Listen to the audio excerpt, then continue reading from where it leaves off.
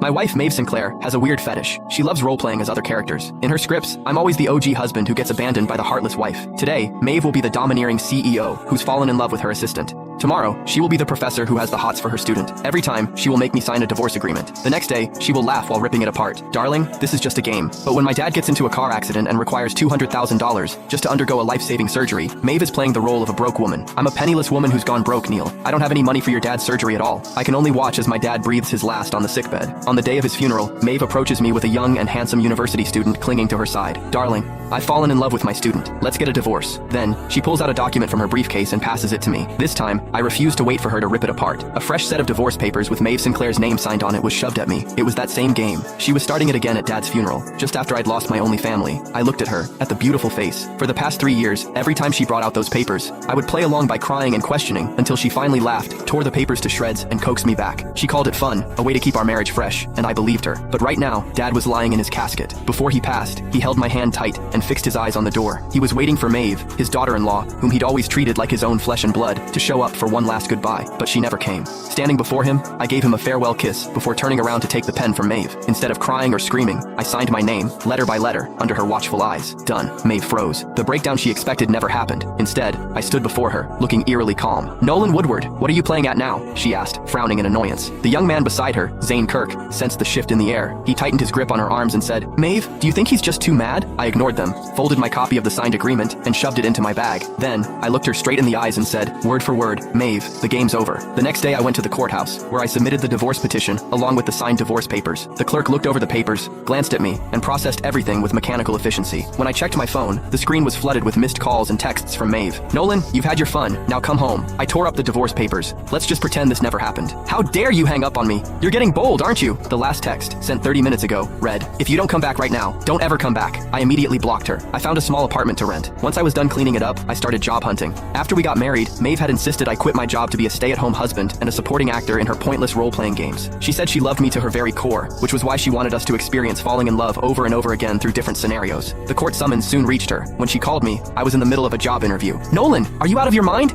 How dare you take this to court?" I calmly walked to the end of the hallway. "We signed the divorce papers, Maeve. This is just the legal process to get it done faster." "Done faster? I'm telling you, you're not getting this divorce." "Maeve," I cut in, "my dad's dead." There was a brief silence before her voice turned cold as she continued, "I know, but that was his fate. You can't take it out on me.